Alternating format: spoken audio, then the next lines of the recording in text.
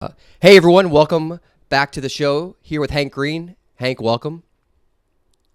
Hello there, Internet. Hank is from the Nerd Fighters fame of the Vlogbrothers YouTube channel. He's also one of the co creators of VidCon with his brother John Green.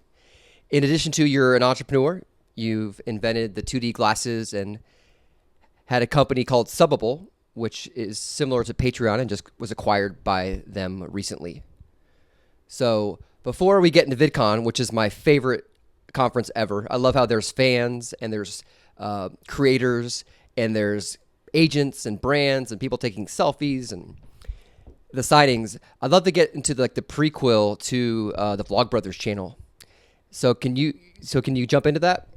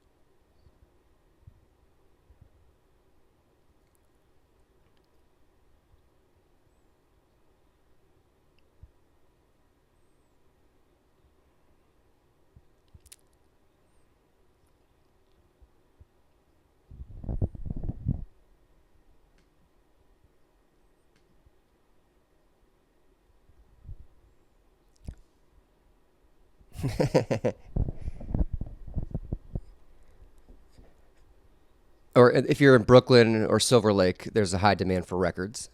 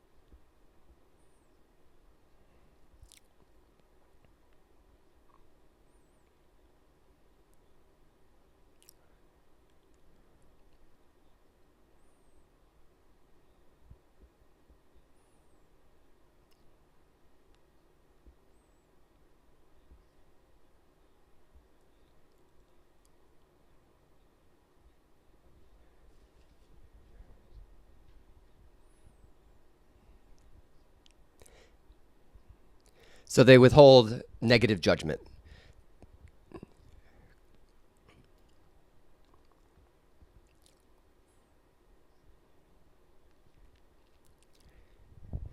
They get tired of it and move on to the next YouTube creator. So your brother is older than you, is that correct? And so when you guys were doing these videos, why did you choose the medium of video versus, at that point, I guess there weren't, was there, Twitter was an infant, Twitter didn't exist, Facebook was at Harvard. Why do YouTube gravitate towards you?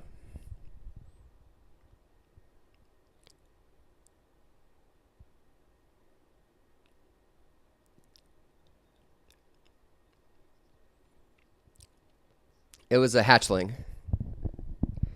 This is back in '07.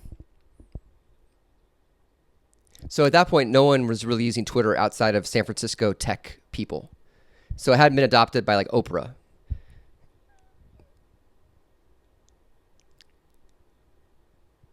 Back when it had the stereotype of you would talk about eating a pastrami sandwich for lunch, and no one got Twitter.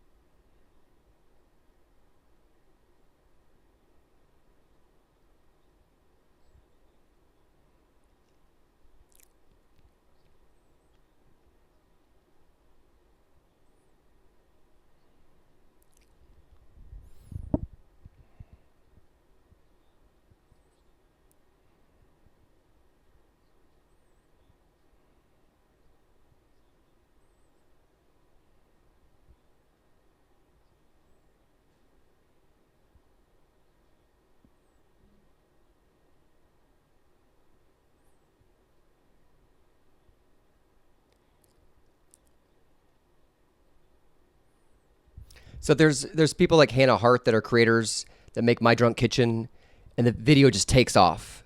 And maybe her intention wasn't to ever be that person that suddenly is writing a bestseller book on the New York Times list, and is dialed into the entertainment world. Was there ever a moment where you felt like this is not what we ever saw happening with the Nerd Fighters and the culture that you built around your YouTube channel?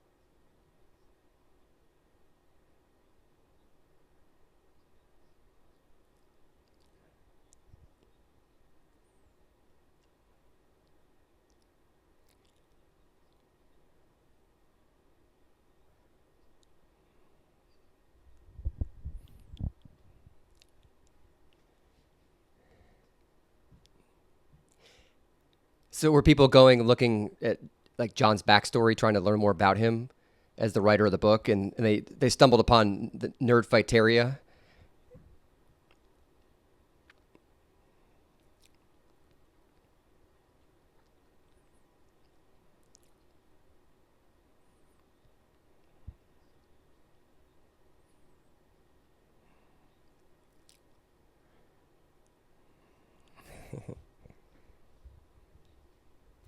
Yeah, when I talked to Freddie Wong, he said some people hate Video Game High School because he's sold out from doing his old videos, and it's hard to please everyone when you reach a certain level.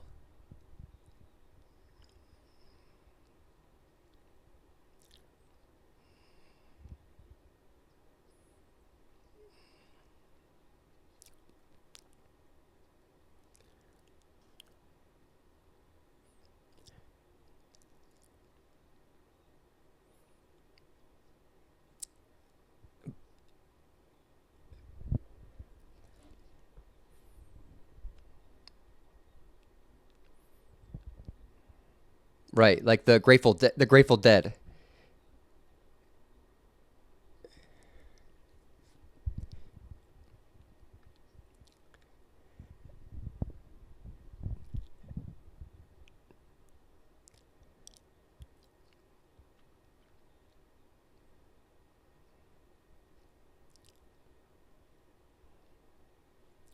So you're more of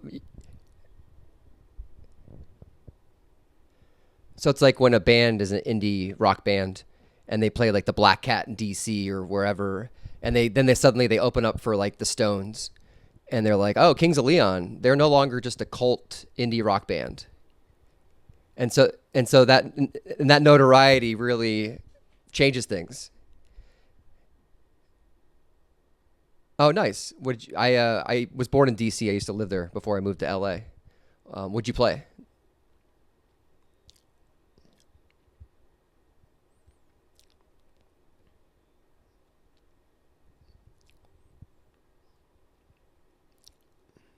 Oh, okay. What kind?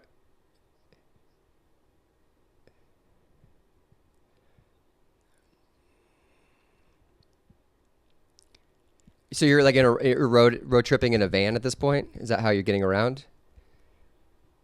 What music instrument do you play? I see that. Yeah, you pwn noobs on your guitar. That's what it says.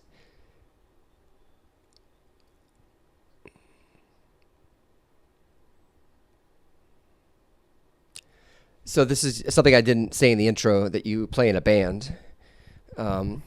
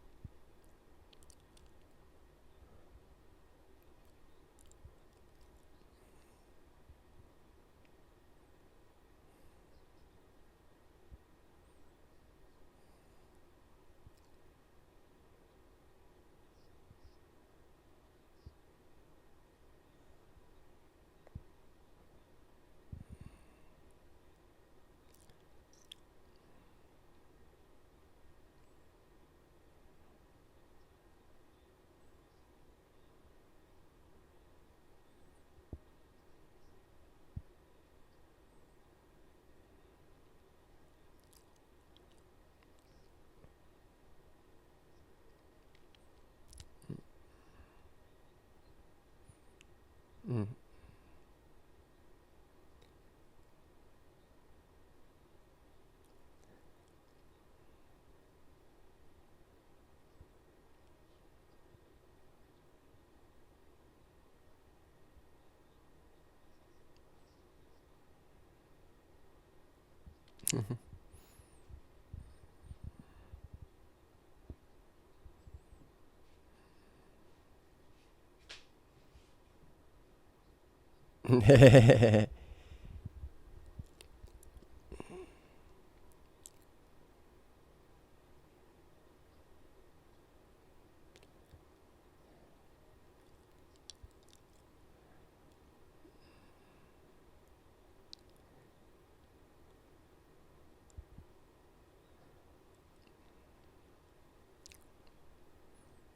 What's so different than recording in your living room on a computer screen, uploading to YouTube and getting comments and likes and people?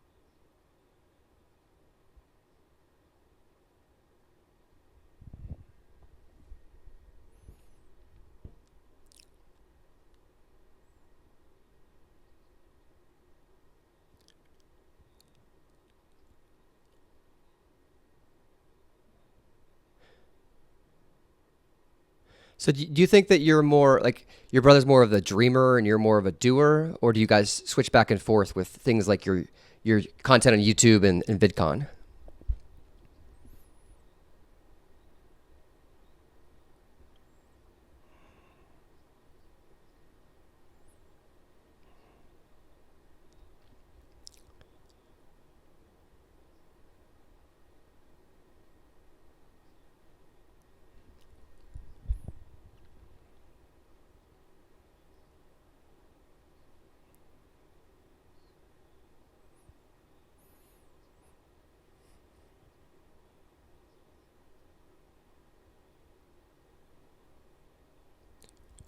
or doing a live show at the Black Cat.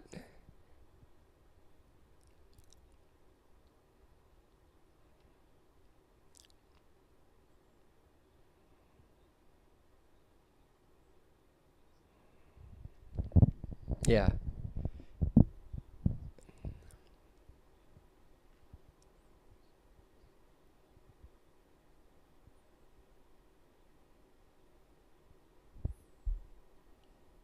So you're talking about music, and I do want to talk about VidCon. I'm so excited, but I have to hold on because I want to talk about you decreasing and having the world suck less, and sort of how that's the philosophy. I feel like a lot of creative people that have teams around them to help them achieve their goals and dreams often have a vision and a philosophy that is, able to be parsed into VidCon or the Vlogbrothers.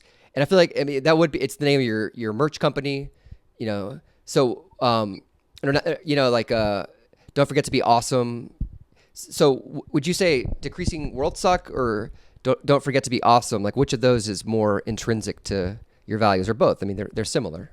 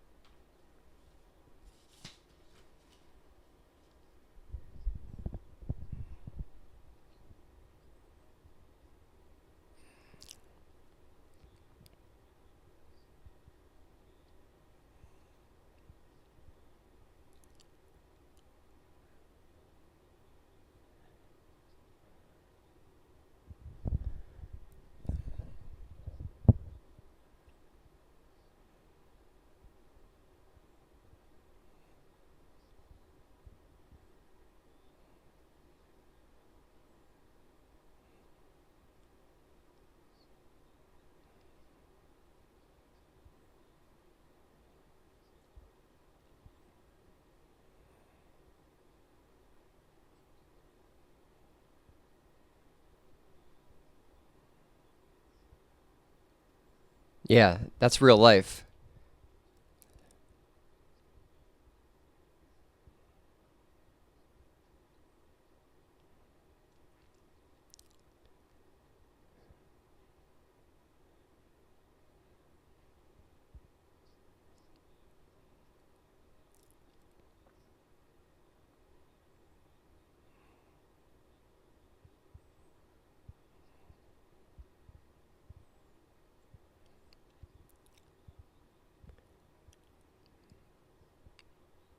But there's such a funny way to say it. Like you're not like some high and mighty like, hey, we need to be a high achieving and high value opportunity people. And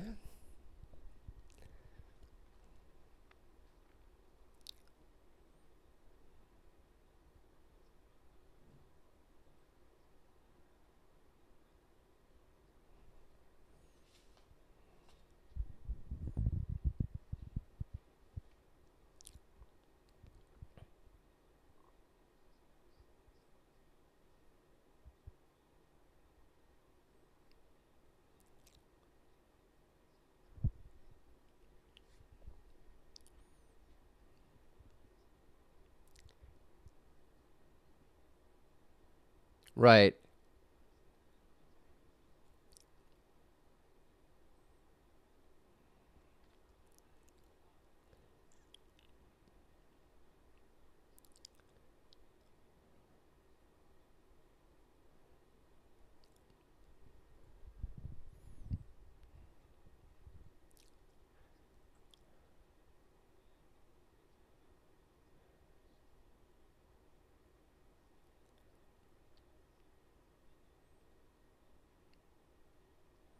So you can be not a cult leader by calling yourself a nerd because it's a more self-deprecating and not as serious.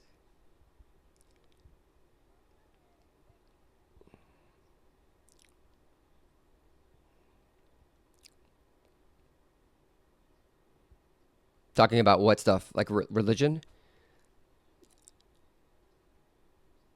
Why? Why?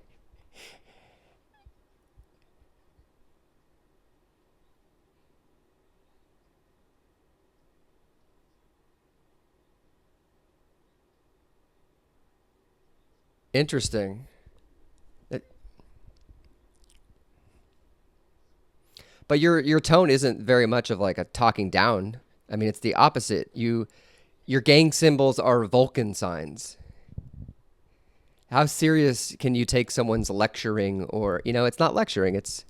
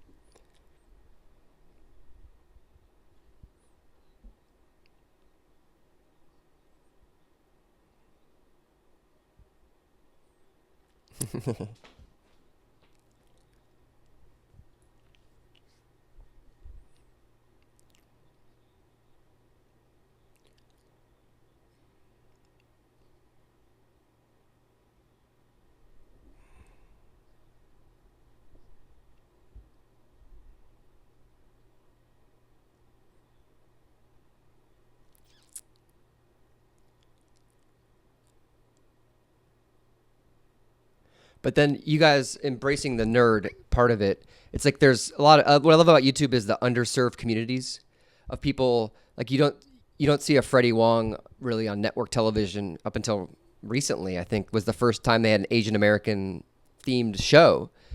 And Hannah Hart, like I mentioned before, she's a lesbian and she's gets these letters from people that are like, "Wow, like it's so awesome that you're putting yourself out there."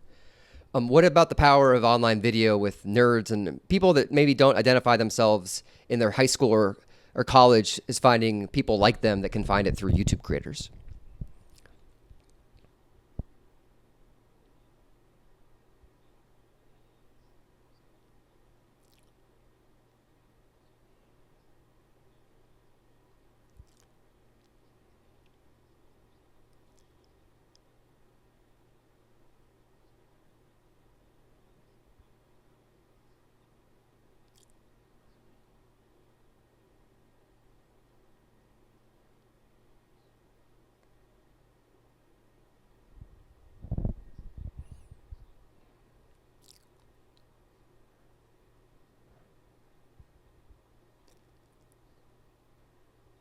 Gamers or geeks, they're introverts.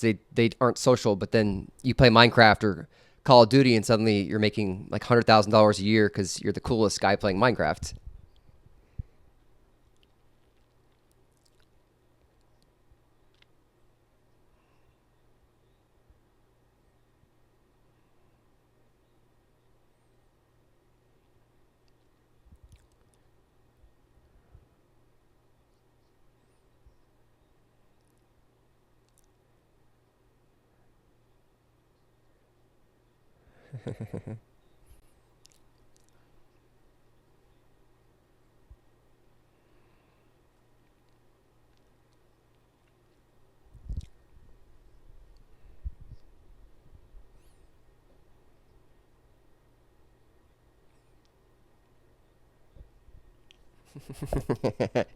Yes, not just one marginalization.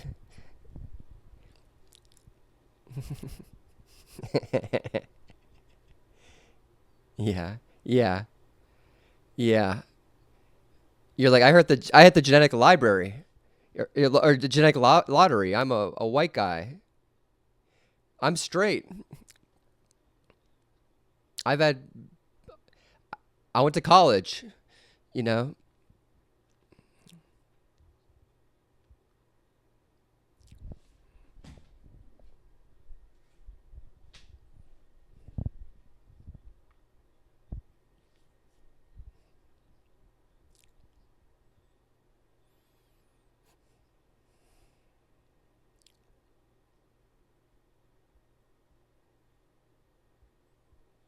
and need leadership.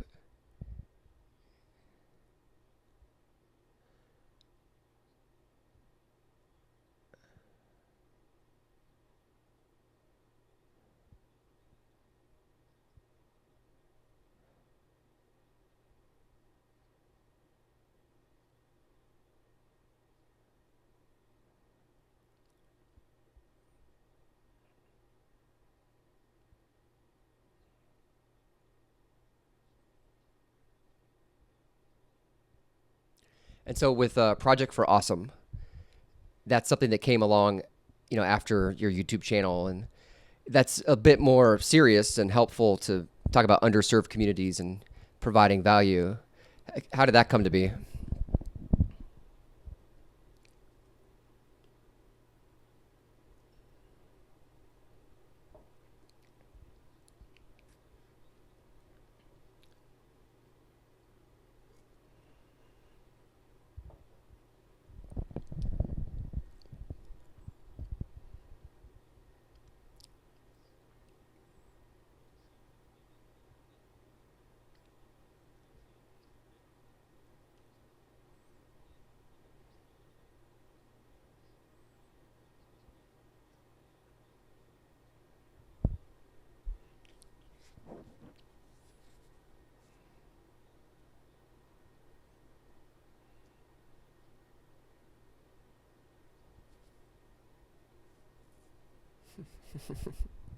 So you game the system.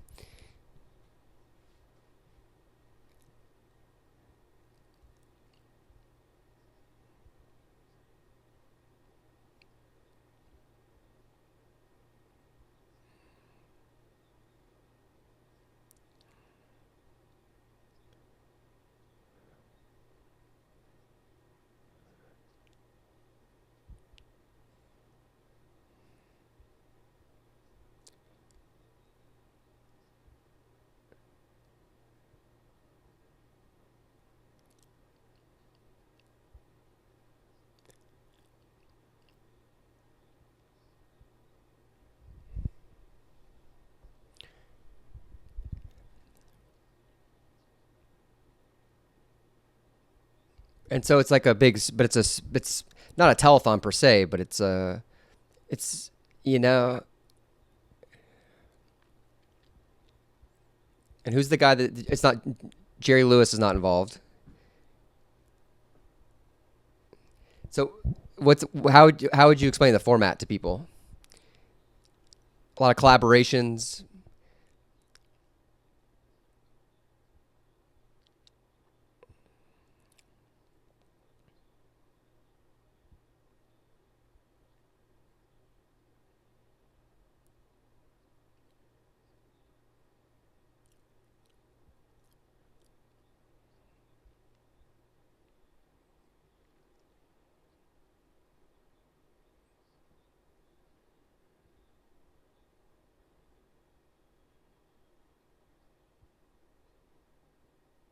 And so, and do people pick their own charities, or is there one universal charity each year?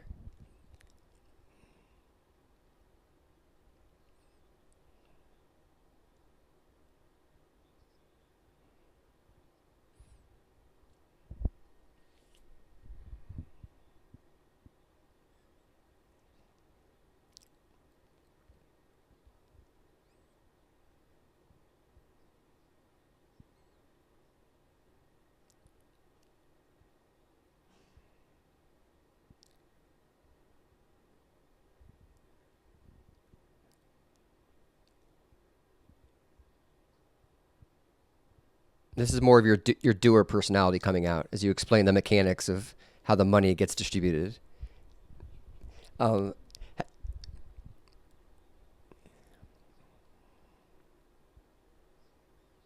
for your record company.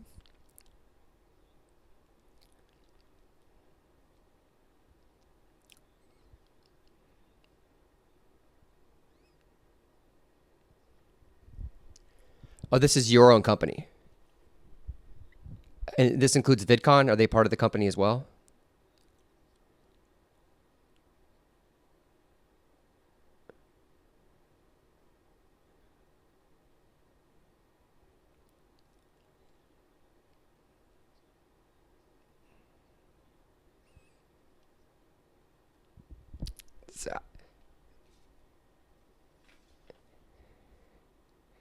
How many people do you have under you in these certain capacities? Like,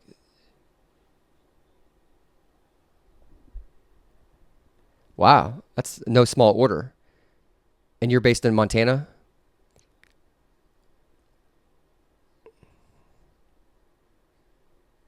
Wow, that's awesome. So then, when you talk about your VidCon genesis, there's always the story about you and your brother, how you planned meetups in real life, and you met people in meet spaces from the digital space. I just think the meet space is a funny term. Um, Whether or not it makes sense to anyone, it means meeting people in real life. Um, where you're made of actual meat. That's the whole like meat hooks, on the hands and. But you all like you and your brother, you did a meetup and maybe in Michigan or you did a tour, and you realized that people on YouTube that were your community were real people and they were actual like non-psychotic people that no one wanted to hurt you. Because back in the '07, '08 era, we were still a little edgy about the internet, and we thought maybe that people would hurt us. Well, maybe just my mom was. Oh, really?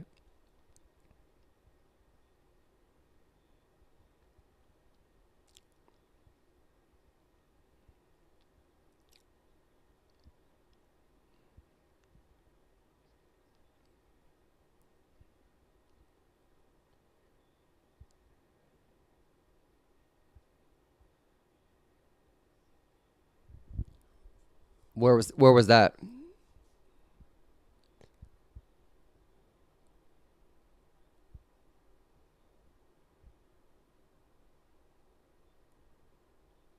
What was that?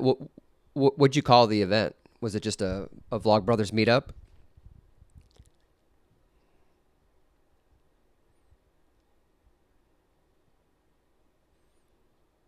And this is at libraries in the Midwest where you would go meet people?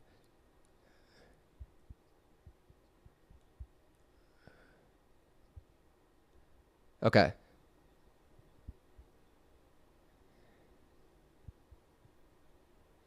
So from that moment, you're like, this is holy crap, meet space. Like this is this is an internet.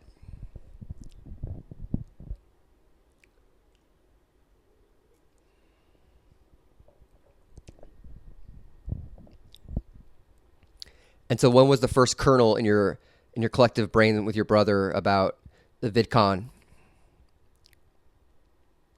Which if I haven't told anyone who's listening, I love this conference. I just want to reiterate, like it is the coolest conference.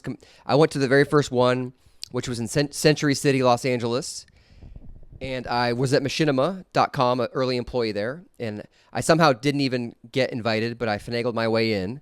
To put it in context, LeBron James was playing for the Cleveland Cavaliers the first time, and he was at like I was at VidCon when he made the decision to go to the Miami Heat, and this guy. One of my favorite YouTubers was What the Buck, and Buckley. He was at the bar hanging out with fans and people that worked at Machinima. It was this amalgamation of all these worlds that didn't intersect, and the beauty of it was across from CAA, this big agency that I would imagine had no idea what was going on.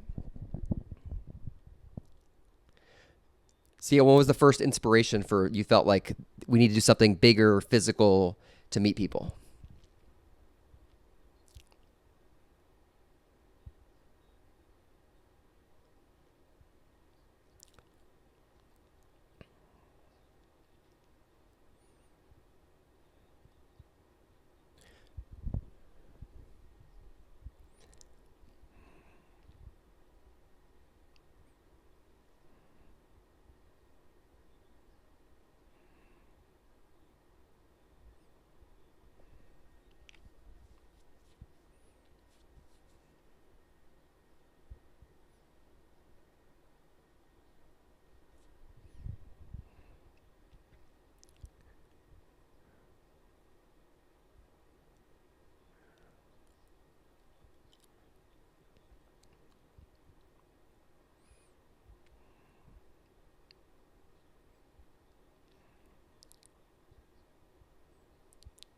That's awesome.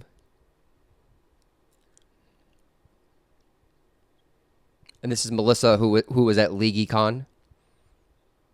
Leaky. Okay.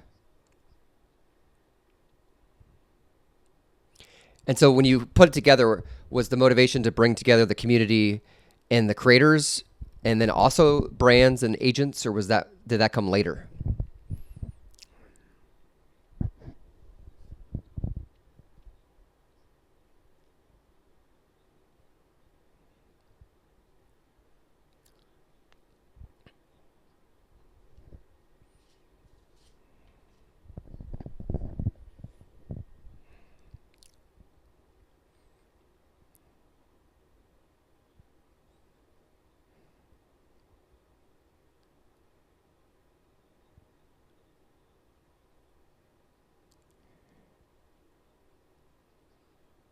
Yeah.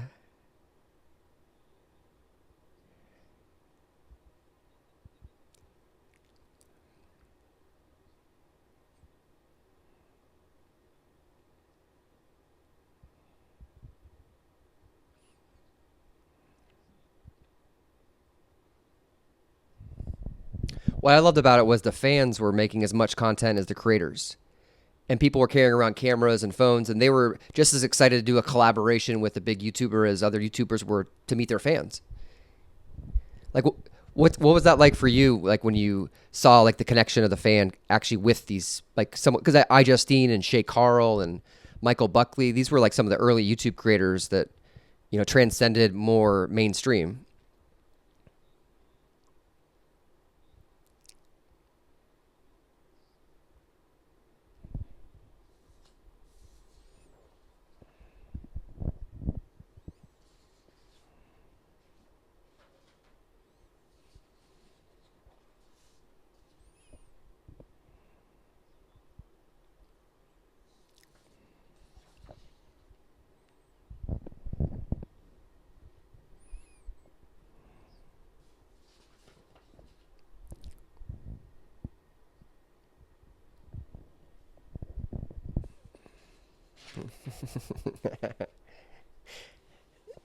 It makes me look so young because it's so low res.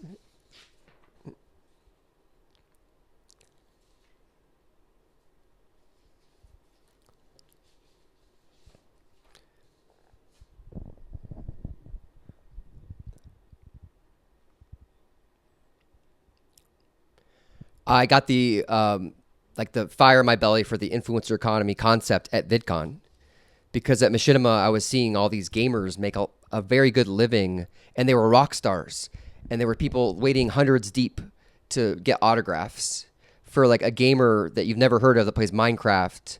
Like I has Cupquakes. Tiffany is a she's 100 people deep, people waiting to get selfies and autographs, and it was phenomenal. And they were bigger stars than a traditional celebrity that would have walked up and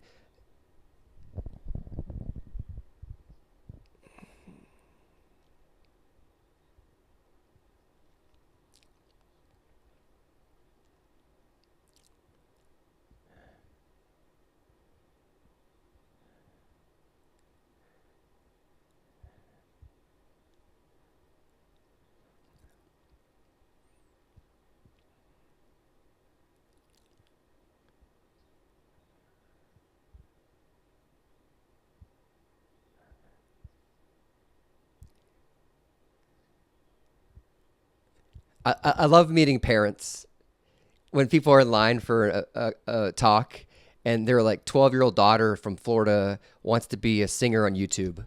And the parents just like, yeah, we're here. You know, we don't know what's going on, but she screams when she sees this guy that's on Vine. Like the collective, the community, like now it's in Anaheim. It's this Justin Timberlake concert feel where there's a lot of teenage girls screaming.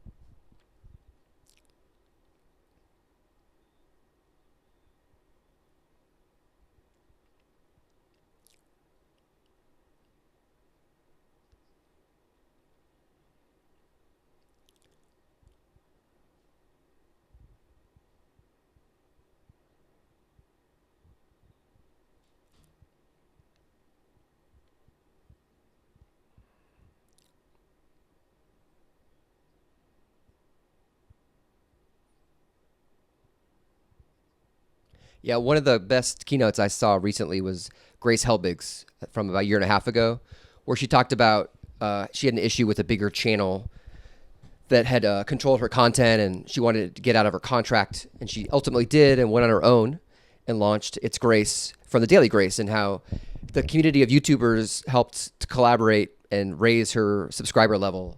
And she talked specifically about Tumblr post that you and your brother wrote. Like, what do you think about the community of YouTube and how they're able to lift up others in ways that you really don't see in other media?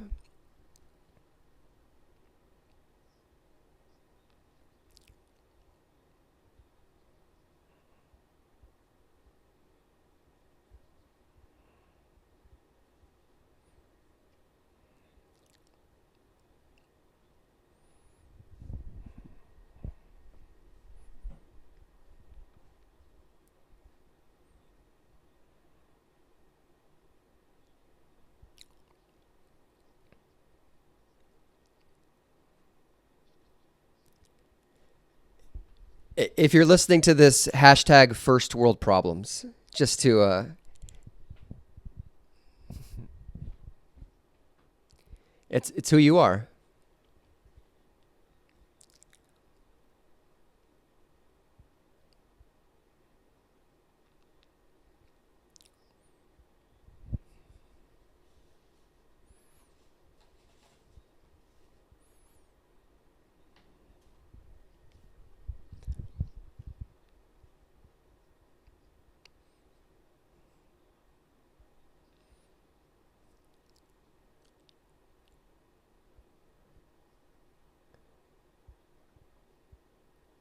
I think you said something like "Long live Grace" or like "End of Grace, long live Grace" or something.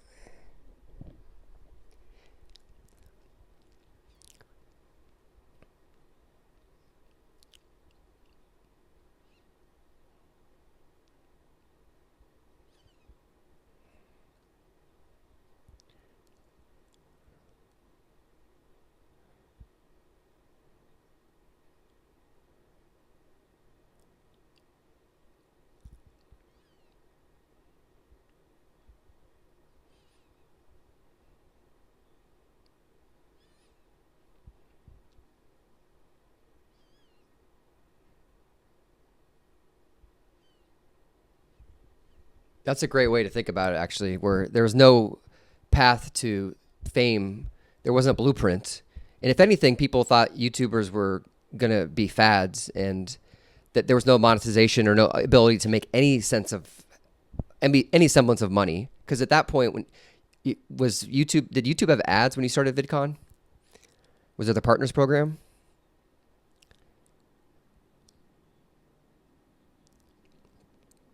And why do you all collab so much? Is I'm saying you all because I'm not a YouTuber, but and podcasting as a collaboration is not the same because there's just like it's a long conversation versus a 8 minute video.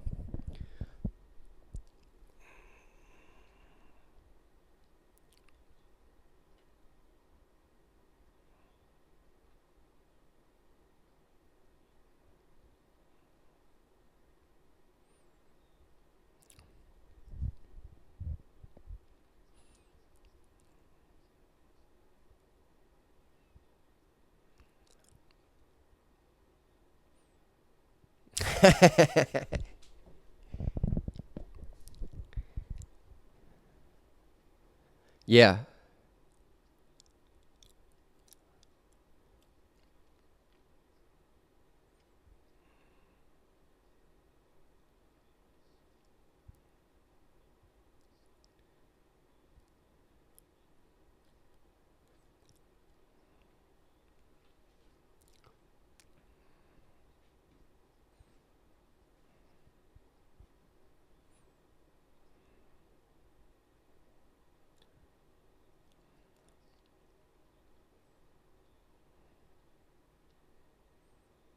Well, he took leave from the channel. Oh, that's awesome. I love how you formalized it. It's that much of like, ingrained in the culture. Did he run it by you? You're like, look, you only get 2 months.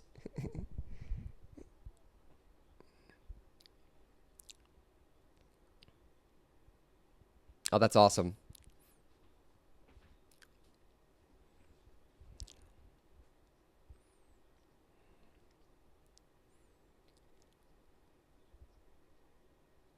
Oh, that's awesome. I'm actually interviewing her for this. We've rescheduled twice now, but she's so I love the collaboration because you're helping people. One of my favorite books is Adam Grant's Give and Take, and he talks about how givers succeed more in business and life than takers, but givers fail more often than because they get taken advantage of. So if you have your own self-interest aligned with giving, then that's the best model. And there's something about that philosophy where being a good person, it behooves a YouTube creator.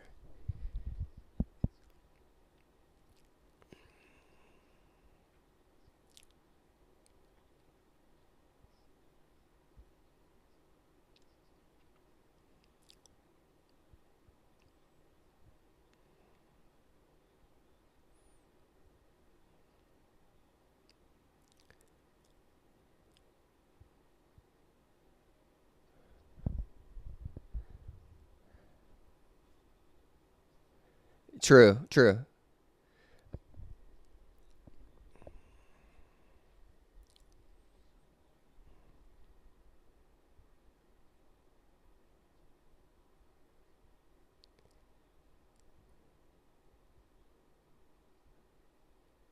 Yeah, which is a nice value.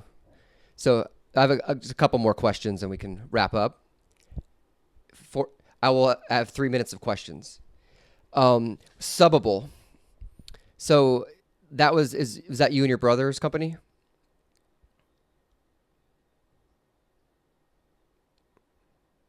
Helping the world suck less or not forgetting to be awesome?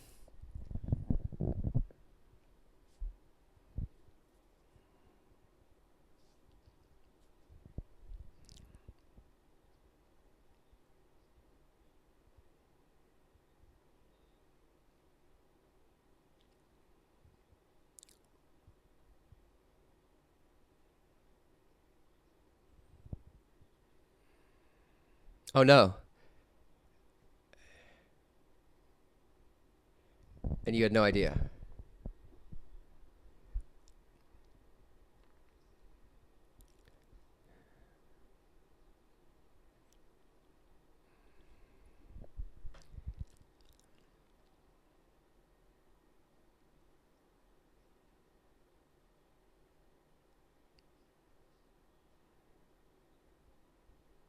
So at the end, do you think, you're in a position where your art and entrepreneurship can merge? And like it's I mean it's that's a really cool note to end on. So talk about that.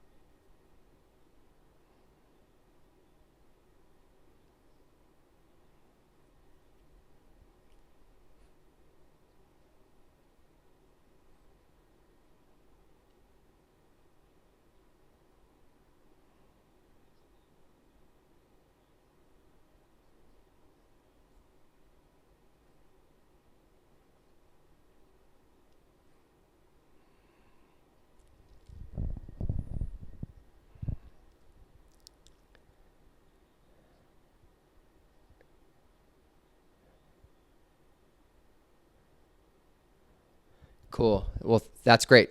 Awesome note to end on. Thank you.